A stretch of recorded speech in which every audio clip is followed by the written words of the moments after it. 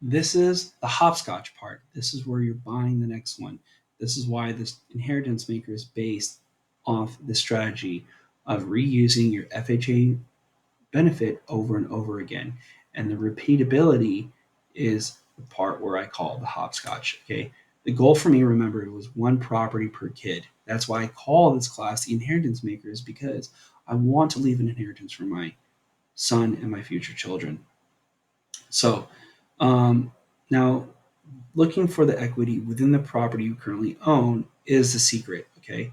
So here, remember the FHA loan details is that you're only allowed one FHA loan out at a time. So if you put a 3.5% down FHA loan on property number one, right? You can't just, after your year is up, you can't just go use an FHA loan again to purchase a property, because you've already deployed that one loan or that one benefit on the first property. Okay.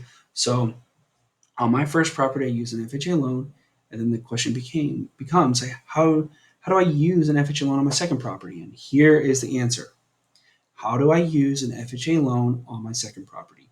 This is what I did. I refinanced my first property in 2014. So in May 2012, I bought my first property. In February 2014, there was enough equity where I was able to refinance out of my first property. I refinanced out of a FHA loan into a conventional loan. All right. And now, because I changed the loan from an FHA loan to a conventional loan, I'm able to have that FHA benefit again, and I'm able to deploy it on my second property. Now, what I did was something called a no cash refinance, which banks love, right? They never want to give you money.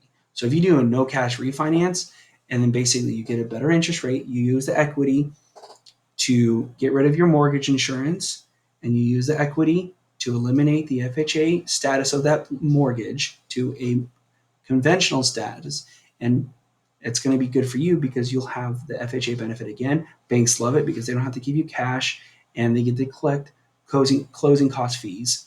And all they're literally doing is reorganizing paperwork, so that way you can redeploy your FHA benefit again. If you do have cash to pull out, then do it. I recommend.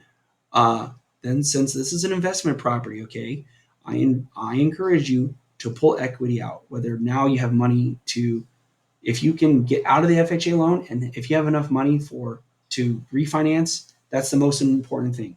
Okay, if there's even more equity left over, then turn that equity into liquid cash so you can use it on a down payment on another property, or if you want extra funds to have in reserves, or if you want to have extra funds to update the second property, then do it. Like, get as much cash out of your rental properties as possible. Okay, and because it's a refinance, the taxes are a little bit different. So it's not the same as income because you're using debt.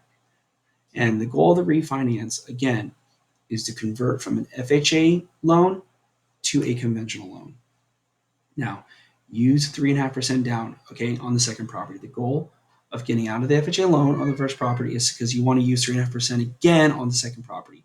And you do this over and over again. And that's the hopscotch aspect of real estate investing, the FHA hopscotch, where you're using FHAs over and over again to buy residential multifamily real estate. So there you go, guys.